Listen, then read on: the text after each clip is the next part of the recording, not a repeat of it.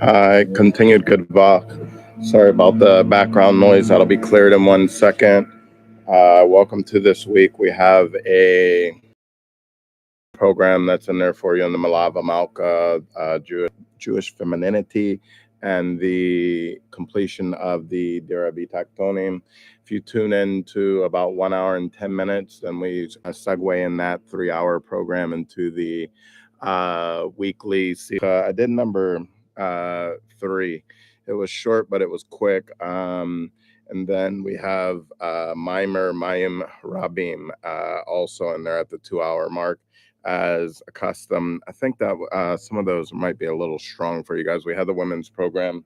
The men's Sicha was extremely intellectually overtaking. So let's go a little bit further more and let's begin Parshas Mishpatim. Let's go with number one, as I see from Sichos in English with the Chelek. How they're doing it, or whatever that the appropriate term is. They were doing this one. Just bear a little bit longer with the background noise. It'll be out of the way in 1 second. Mishpatim 1, it says it's called What Followed the Revelation at Sinai. This is from Lakutei Sichos, Volume 3, page 116. It's adapted from a Sicho and Shabbos Parshas Mishpatim. Year 1962. Hold on your seats because this is just, we're going to go on. This morning I had a little espresso. I really haven't got to get to it because I can't get it down. But this should kind of be like the essence as well for you. So it's going to be a little strong, a little quick, but you just take it down and get it, and this is what you got. Or you can go to the Farbring, and if you're able to handle that speed. The Farbring was pretty intense with the Mayim Rabim. Anyways, that one classic ways in which our rabbis categorize the mitzvahs. Okay, these good deeds, these ways of connecting to the Most High, to divide them into three groups. They're called edus, chukim, and mishpatim. Edus are mitzvos whose rationale can be grasped by our minds. However, had God not commanded them in the Torah, human logic would not obligate their observance. We would not propose such practices on our own. Nevertheless, once they have been given, we can comprehend and explain their rationale. Now, the chukim, a chuk, do not have a rationale that can be grasped by the human mind. Instead, they're to be fulfilled solely because God commanded their observance, stating, "These are statutes which I have ordained, decrees which I have decreed." And this is from Mimer Im Bakaltai, 15700, section 4. And there's commentaries on the book of Deuteronomy, 6th chapter, 20th verse. And we're also talking about Midbar Rabbah, which is the book of Numbers, 19th chapter, 8th verse. We are ultimately coming out of the book of Exodus in the 21st chapter and the first verse once we begin, where we are holding by, and the continued cycle that we keep called the Parshiot. So, as such, these chukim, they must be observed even though we don't understand them at all. Now, Mishpatim, Baruch Hashem, represent the category of mitzvahs that even human logic mandates, i.e., human logic does not only accept the observance of these practices after the fact, it requires their observance. Indeed, people who do not observe them diminish their own humanity. The present Torah reading begins with the phrase "Va'ele hamishpatim," and we're talking about in the book of Exodus, which we call Shemais, 21st chapter, first verse. These are the laws our sages comment. The different sources, Shmosh, Rabbi, Midrash, Shankuma, complement those which came before. The Vav and Ve'ilah indicates that Mishpatim, these category of mitzvos that even human logic mandates, come as a continuation of and as a corollary to the Ten Commandments for the Mishpatim given at Har Sinai, at Mount Sinai. What happened at Sinai? The people, as we spoke about last week, saw what is usually heard and heard what is usually seen, which was very frightening for them, as we learn in Mekilta in the book of Exodus, 20th chapter and first verse, and a few pages back that we spoke about in depth last week. Don't worry about going back to last week, please. Just stay with the times. I'm controlling the content and keeping it with the times. Some of you may want to go back. If you want to get off track, fine. There's no time to go back. Don't be missing the door that's right in front of you, too busy looking behind you. You got to walk forward. Pick up right here. That's where God has you to be. So the people saw what is usually heard and heard what is usually seen. what is usually heard, the spiritual and the godly intangibles that can't be seen and can be appreciated only through hearing, was able to be seen, accepted by the Jewish people with a certainty and concrete perception engendered by sight.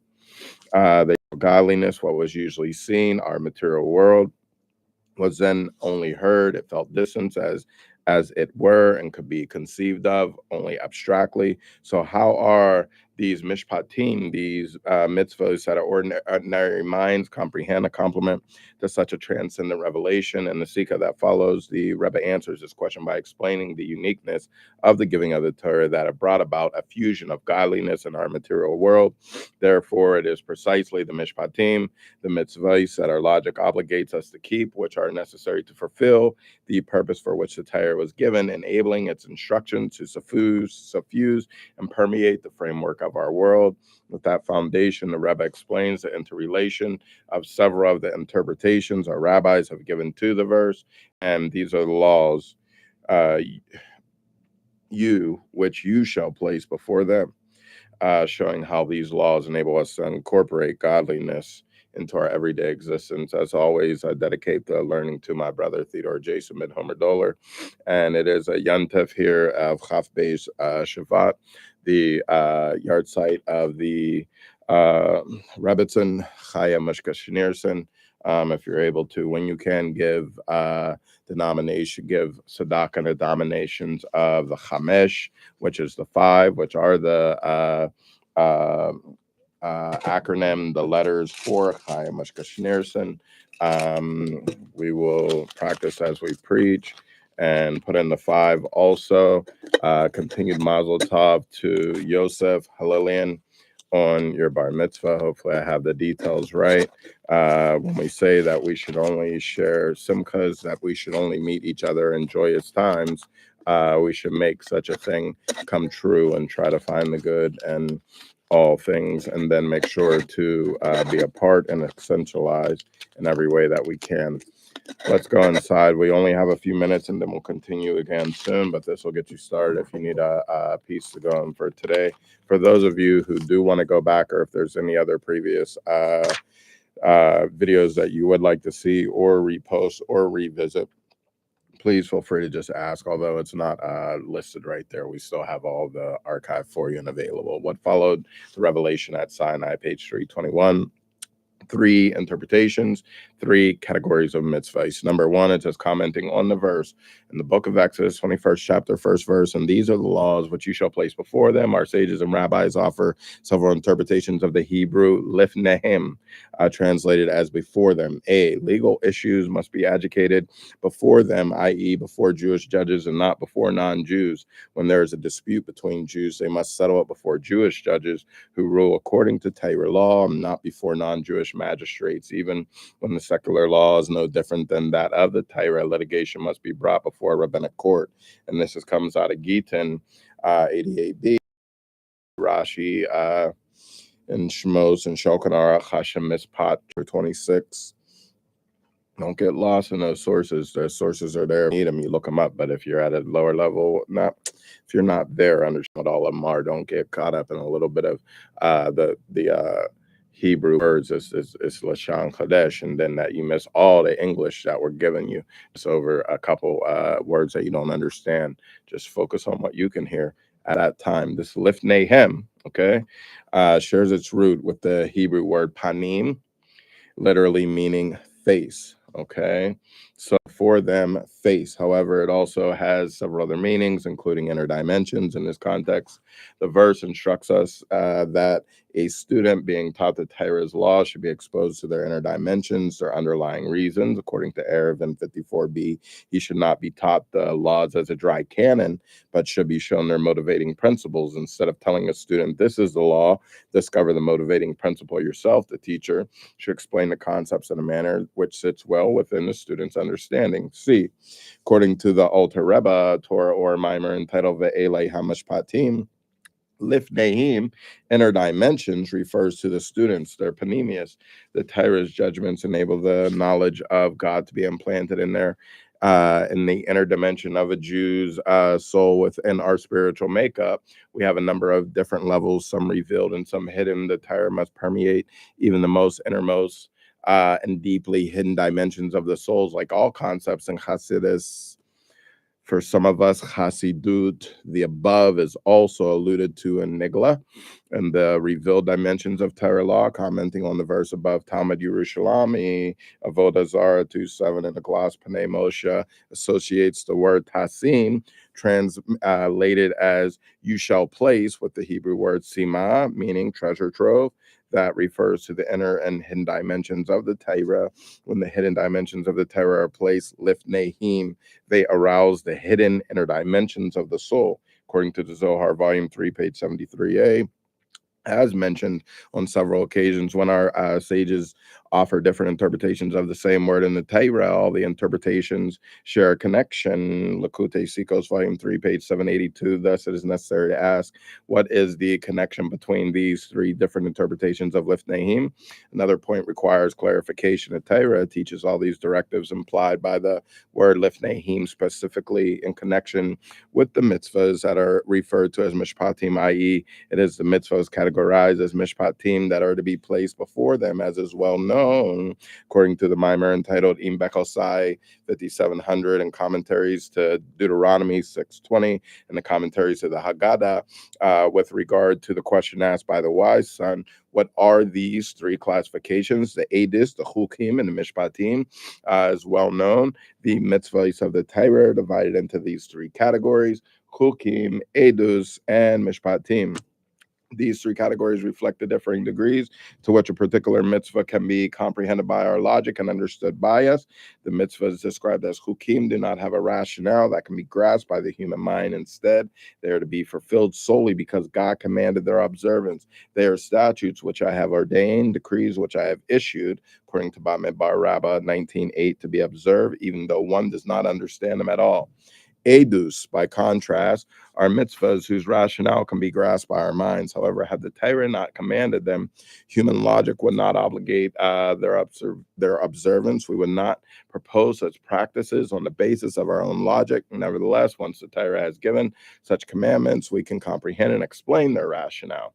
And we'll go into examples here in a bit. Mishpatim represent the category of mitzvahs that even human logic mandates, i.e., human logic not only accepts the observance of these practices after the fact, it requires their observance. In this vein, our sages said in Erevin 100b and page 100b, also Lakute Sikos, volume 3, page 890, footnote 12, which states that the Rebbe Ra'ach related that when his father, the Rebbe Rashab, would quote this statement, he would always add the words chas v'shalom, heaven forbid, that are not in the quote from Erevin. Very nice.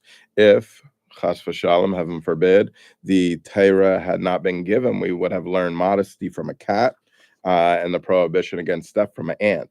For even without the Torah's commandment, our own minds would have dictated the observance of this type of mitzvah. Nevertheless, the Torah specifically states that the mishpatim should be placed lifnehim before us. A question arises: why are the lessons derived from lifnehim more closely associated with mishpatim than with edis and hukim? A resolution can be offered according to the first interpretation of lifnehim. For only with regard to mishpatim, it is possible for non-Jewish judges to rule in the same manner as Jews.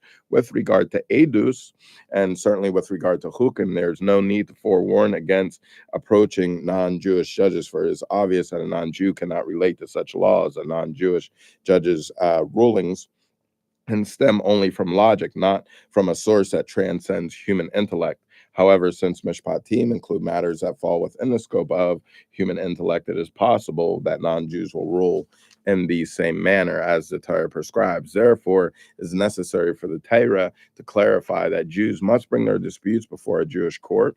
The second interpretation, however, that when teaching a student, one should expose him to the motivating principles behind the laws so that he will understand them thoroughly and internalize them, seems more appropriate for edus, and even more so regarding the chukim. Our unaided minds do not obligate. The observance of edus and chukim are entirely above our conceptual grasp. Jot it down. down if you need some help. Lahavdil, thank you, Brother Stanley. Accordingly, in the process of education, it would be seemingly necessary to emphasize that such mitzvahs should and must be conveyed in a manner that facilitates internalization. However, this message appears unnecessary regarding Mishpatim, since logic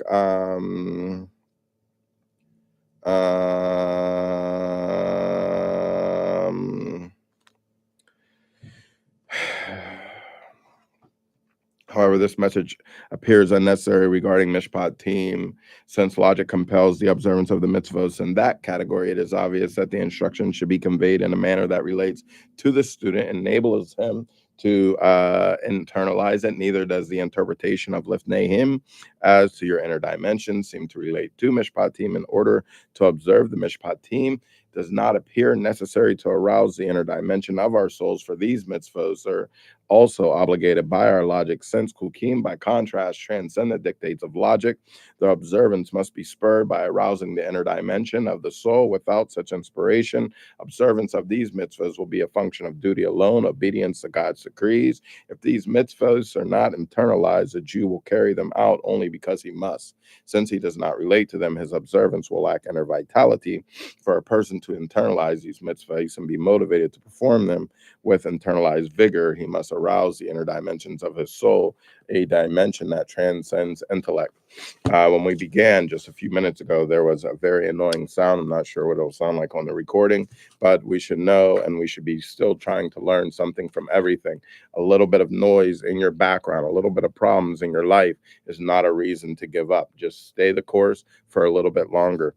We'll continue along and pick back up with the Sicha here as soon as we can. For those of you, here's a small bit that'll bring us forward. If you have the opportunity, and there's still time today when we put the special presentation up, the second part of the special presentation for Chaf B'Shvat Shavat, honoring the Rebbitzins yard site, please tune into that. Please share with whomever that you may feel that could benefit from that. We greatly value your time and appreciate your energy and your continued support. Thank you for subscribing. 602-338-09. Continued blessings.